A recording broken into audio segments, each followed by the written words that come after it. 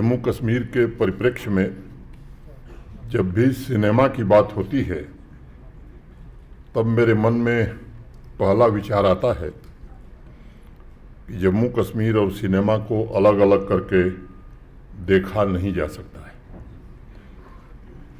दोनों एक ही हैं। हमारे देश में जब भी सिनेमा की चर्चा होती है तो उसमें जम्मू कश्मीर निश्चित तौर पर शामिल रहता है। मुझे लगता है कि यह एक ऑर्गेनिक रिलेशनशिप है जो साल दर साल बढ़ती रही है, ग्रो करती रही है। ये सच है कि अन्य रिलेशनशिप की तरह सिनेमा और जम्मू कश्मीर के संबंध में ने भी तमाम उतार चढ़ाव देखे, अनेक चुनौतियां भी झेली हैं और दशकों तक अलगाव या मैं कहूँ कि विरह का दंश भी झेला है। ये मेरा कहना कोई अतिशयोक्ति नहीं होगी। जो लोग भी कला संस्कृति के इस पावरफुल मीडियम से जुड़े हुए हैं वो इस संबंध की संवेदना को अच्छी तरह से समझ सकते हैं और वो ये भी महसूस कर सकते हैं कि क्यों राज कपूर या यश चोपड़ा जैसे महान फिल्म मेकर्स के लिए जम्मू कश्मीर मात्र शूटिंग डेस्टिनेशन नहीं बल्कि कल्चरल ऑर्गेनिज्म हुआ करता था। और इसलिए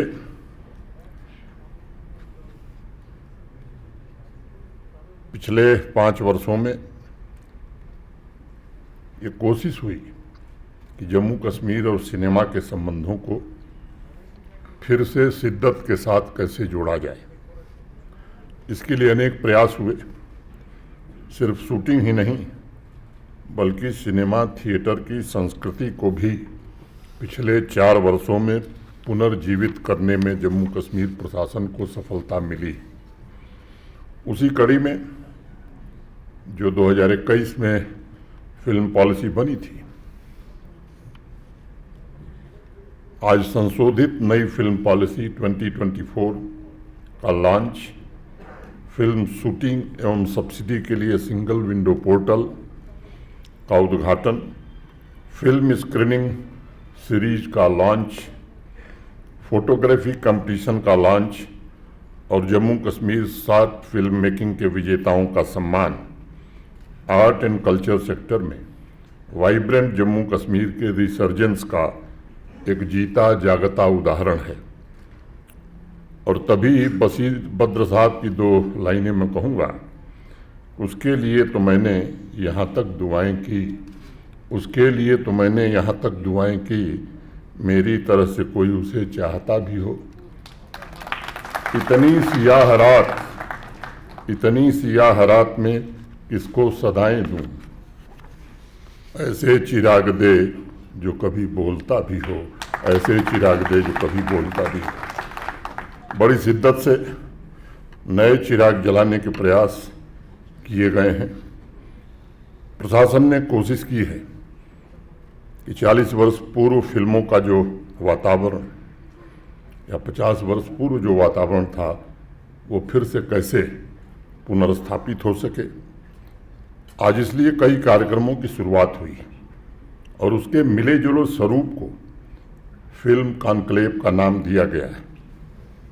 इसका उद्देश्य film makers, industry professionals, cinema प्रेमियों को एक छत के नीचे लाकर सिनेमा का उत्सव मनाना है और जम्मू कश्मीर में एक अस्थायी फिल्म इकोसिस्टम का निर्माण करना है। मुझे विश्वास है यह फिल्म कॉन्क्लेव इन उद्देश्यों की पूर्ति के हमारे संकल्प को नई ऊर्जा प्रदान करेगा तथा कोलैबोरेशन, आइडिया ऑफ एक्सचेंज तथा फिल्म जगत के टैलेंट्स को यह सशक्त प्लेटफॉर्म भी मुहैया कराएगा। मैं इस कॉन्क्लेव के केंद्र बिंदु शॉर्ट फिल्म मेकिंग कंपटीशन के विनर्स एवं सभी पार्टिसिपेंट्स को भी हृदय से बहुत बहुत बधाई देता हूँ। उनकी भागीदारी ने नई उम्मीदों को जगाया है। मुझे याद है इस वर्ष की शुरुआत में जब मैंने स्थानीय फिल्म मेकर्स के लिए शॉर्ट फिल्म कंपटीशन का सुझाव इंफॉर्मेशन डिपार्टमेंट को दिया था, तब मेरे मन में इसके जरिए दो उद्देश्य थे। पहला उद्देश्य था कि 4 वर्षों में जम्मू कश्मीर में हुए सकारात्मक बदलाव और विकास को क्रिएटिव तरीके से दिखाया जाए, और दूसरा उद्देश्य था कि यह जम्मू कश्मीर के फिल्म मेकर्स के लिए एक ऐसा अवसर बने जिससे वह सामाजिक आर्थिक विकास और सांस्कृतिक विरासत के जुड़ाव यानी विकास और विरासत की खूबसूरती को समय में बांध सकें। मुझे फिल्म मेकर्स के लिए कही गई एक पुरानी बात बहुत अच्छी लगती है कि वह स्वभाव से संरक्षणवादी होती हैं।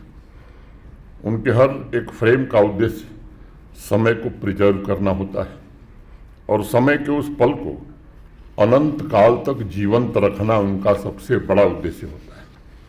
जम्मू कश्मीर उस फ्रेम का हिस्सा था। जम्मू कश्मीर उस फ्रेम का हिस्सा हो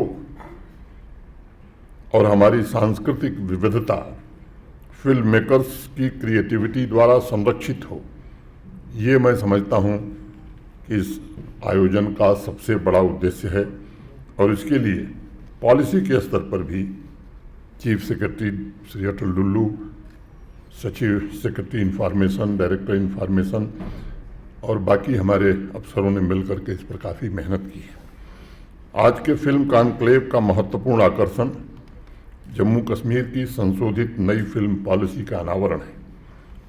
मुझे याद है अगस्त 2021 में कई महीने की मेहनत और फिल्म इंडस्ट्री के दिग्गज हस्तियों के सलाह मशविरा के बाद एक पॉलिसी बनाई गई थी। पिछले 3 वर्षों में मैं कह सकता हूँ कि सैकड़ों फिल्मों और वेब सीरीज की शूटिंग में इस पॉलिसी ने भी महत्वपूर्ण भूमिका निभाई है। लेकिन उस पॉलिसी में ईज ऑफ शूटिंग को लेकर कुछ गैप्स थे। एप्लीकेशन से लेकर सब्सिडी प्रोवाइड करने की प्रक्रिया में कुछ रोड ब्लॉक्स थे, जिसका इस नई पॉलिसी में पूर्णतया समाधान करने की कोशिश की गई है। आज के दौर में चाहे फिल्म इंडस्ट्री हो या कोई और अन्य डेवलपमेंट सेक्टर हो, सभी सेक्टर्स में उद्यमी और प्रोफेशनल्स चाहते हैं कि पूरी प्रक्रिया सीमलेस हो, सरल हो, और इसलिए पुरानी पॉलिसी में संशोधन करते हुए Jammu Kashmir film development council में निहित बहुत से अधिकार सिंगल विंडो सेल को दे दिए गए हैं, ताकि फिल्म मेकर्स और इंडस्ट्री प्रोफेशनल्स के लिए सिंगल पॉइंट कांटेक्ट उपलब्ध रहे। उन्हें शूटिंग की परमिशन और बाकी सुविधाएं हैसल फ्री तरीके से मिल सकें और पूरा administrative mechanism film makers friendly, transparent, accountable और इफ़िशियंट हो सके। फिल्म मेकर्स के लिए सब्सिडी ग्रांट के पूरे प्रोसेस को भी अत्यंत सरल, व्यवहारिक और आकर्षक बनाया गया है, और इस पॉलिसी के माध्यम से वरिष्ठ और नए फिल्म मेकर्स दोनों को अपनी फिल्मों में जम्मू कश्मीर की प्राकृतिक सुंदरता और संस्कृति को रूपहले पर्दे पर दिखाने का अवसर प्राप्त होगा, ऐसा मुझे विश्वास है।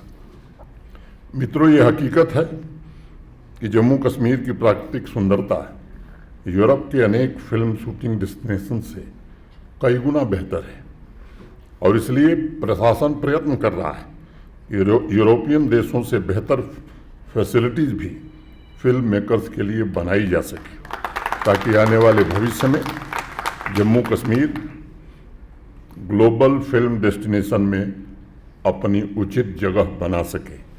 मैं मानता हूं कि रीजनल सिनेमा मनोरंजन के साथ साथ सामाजिक परिवर्तन का सबसे प्रभावशाली माध्यम है, और इसलिए क्षेत्रीय भाषाओं में बनने वाली फिल्मों को सभी सुविधाएं तथा इंसेंटिव देने का विशेष प्रोविज़न किया गया है। मुझे विश्वास है कि इंटरटेनमेंट के साथ साथ रीजनल सिनेमा से जुड़े प्रोफेशनल्स सामाजिक और सांस्कृतिक उद्देश्यों के बीच एक बेहतरीन संतुलन बनाने में कामयाब होंगे तथा जम्मू कश्मीर में फिल्म इंडस्ट्री के विकास में भी अपना बहुमूल्य योगदान देंगे।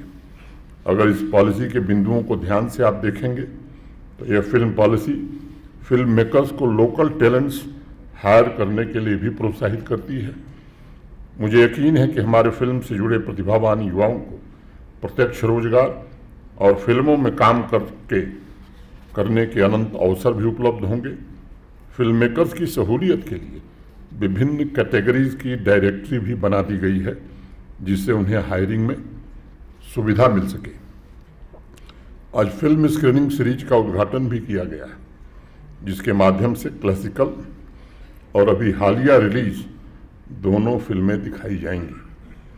जम्मू कश्मीर केंद्रित फिल्मों को विशेष अवसर उपलब्ध कराया जाए, ये उद्देश्य होगा।